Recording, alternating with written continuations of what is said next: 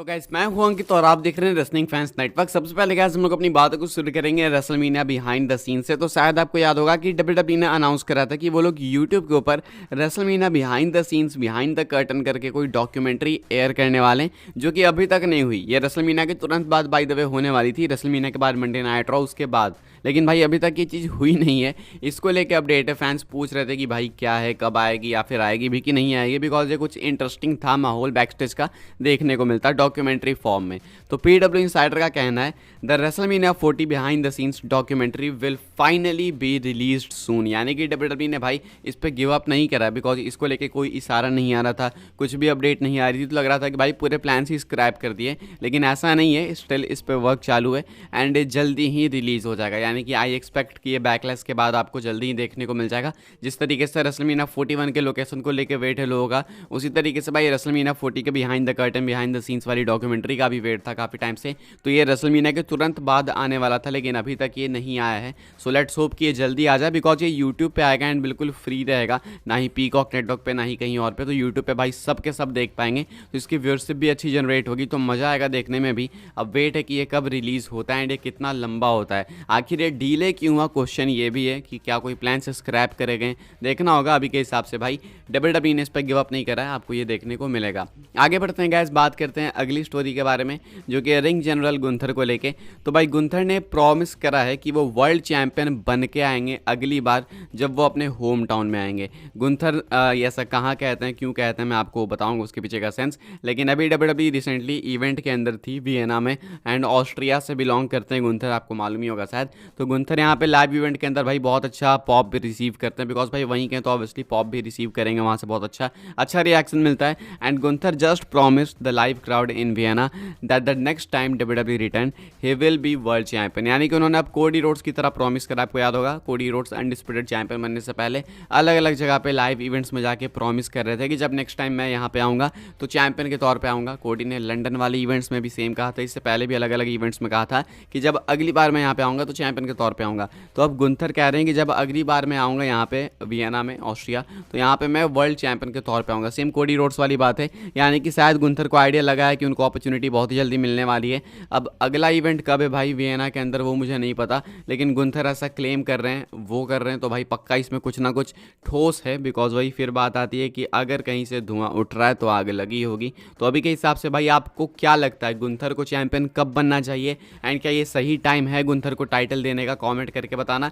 And क्या इसका मतलब ये है कि जो रेन है भाई ड्रू मैकिंटायर की, अगर वो चैंपियन भी बनते हैं वापस डैमियन प्रिस्ट को हरा के, तो क्या वो छोटी होगी। हालांकि अब लगता नहीं है कि ड्रू मैकिंटायर के पास टाइटल वाइटल टिकेगी, बिकॉज पहले तो यही नहीं पता कि वो चैंपियन बनेंगे भी कि नहीं बनेंगे। अगर मान लो वो चैंपियन डैमियन प्रिस्ट से बन भी जाते हैं टाइटल लेके, तो फिर गुंथर बनने वाले हैं चैंपियन, इनका ऐसा कहना है। तो मैकिंटायर के साथ चीज़ अब सही नहीं है, लगता नहीं है कि वो टाइटल वापस जीतने भी वाले, जीतेंगे भी तो वापस से एक शॉर्ट रेन होगी। अभी के हिसाब से गुंथर ये प्रॉमिस करते हैं। आगे बढ़ते हैं गाइस, बात करते हैं अगली स्टोरी के बारे में, एंड ये विंस मैकमैन को लेकर। तो भाई विंस मैकमैन के केस में एक नया ट्विस्ट है, एंड ये थोड़ा सा यूनिक ट्विस्ट है, हमेशा की तरह से काफ़ी अलग ही है, तो मुझे लगा आपको बताते हैं। यूजुअली मैं इन चीज़ों को कवर नहीं करता। तो आपको मालूम है कि विंस मैकमैन के ऊपर जेनरल ग्रांट ने एलिगेशंस लगाया, तो उसमें जॉन लॉरेनाइटस, ब्रॉक लेसनर और भी कई लोगों का नेम इन्होंने डाल रखा है, शायद आगे और भी डालेंगी।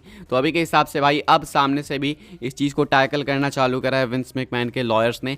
एंड अब विंस मैकमैन का क्लेम करना है कि उन्होंने भाई कुछ भी गलत नहीं करा है, बल्कि उनको फंसाया जा रहा है। ये तो खैर बहुत पहले से हम लोग सुन रहे थे कि शायद ऐसा हो सकता है, लेकिन अभी काउंटर बैक कर रहे हैं भाई इनके लॉयर्स। एंड ना ही सिर्फ ये, बल्कि जॉन लॉरेनाइटस भी। कमाल की बात है कि जॉन लॉरेनाइटस ने कुछ टाइम पहले कहा था कि वो खुद ही विक्टिम है, मतलब वो एक्सेप्ट कर रहे थे कि ऐसी चीज़ें हुई है, लेकिन वो उसमें विक्टिम है, वो दोषी नहीं, वो विक्टिम है। तो ऐसे में अब वो क्यों फिर फायर बैक कर रहे हैं समझ नहीं आ रहा है। तो अब जो है यहाँ पे जॉन लॉरेनाइटस एंड विंस मैकमैन दोनों सेम पेज पे, एंड दोनों के लॉर्ड्स भाई लड़ने को तैयार है, एंड कह रहे हैं कि हमारे साथ गलत हुआ, इसके साथ गलत नहीं हुआ है, ये पैसे की लालच में, पैसे की भूख में ब्रेकअप करके गई विंस मैकमैन के साथ, एंड अब ऐसे ऐसे कर रही है ताकि विंस मैकमैन की संपत्ति पे या फिर विंस मैकमैन से पैसे ऐड सके। तो इनका कहना है कि ये बैंक स्टेटमेंट वगैरह भी दिखाएंगे, जो भी कुछ है, तो प्रॉपर प्रूफ्स के साथ आएंगे विंस मैकमैन, ऐसा कुछ कहा जा रहा है। तो कहीं भाई इस स्टोरी के अंदर एक दूसरा हिस्सा भी तो नहीं, देखना होगा। लेकिन अब लोग भाई इसके ऊपर बातें करना चालू कर चुके हैं कि जस्ट इमेजिन अगर विंस मैकमैन एक्चुअली में इनोसेंट निकलते हैं तो क्या होगा, क्या विंस मैकमैन वापस आ जाएंगे प्रो रेसलिंग बिजनेस में। अगर डब्ल्यूडब्ल्यूई के अंदर नहीं आते हैं तो क्या वो AEW या TNA वगैरह की तरफ बढ़ सकते हैं, देखना होगा भाई। लेकिन अभी के हिसाब से ये काफ़ी इनिशियल पॉइंट है, अभी से कुछ कहना काफ़ी मुश्किल है, बट ये एक नया ट्विस्ट आया। अगर इसको लेकर कुछ और होगा तो मैं आपको बताऊंगा। आगे बढ़ते हैं गाइस, बात करते हैं अगली स्टोरी के बारे में एंड ये ड्राफ्ट को लेकर। तो आपको याद होगा कि जब हमने ड्राफ्ट के बारे में पहले डिस्कशन करी थी, ड्राफ्ट से पहले रूल्स वगैरह जब मैंने आपको बताया था, तो मैंने आपको बताया था कि इस बार जो है ना मेन रोस्टर के भी सुपरस्टार्स एलिजिबल हैं कि वो NXT में ड्राफ्ट किए जा सकते हैं। यूजुअली क्या होता है कि रॉ वाले स्मैकडाउन में जाते हैं, स्मैकडाउन वाले रॉ में, एंड कुछ NXT से आते हैं कॉलअप्स। लेकिन इस बार था कि मेन रोस्टर के भी टैलेंट्स NXT में जा सकते हैं, बट ऐसा कुछ हमें ड्राफ्ट में देखने को नहीं मिला।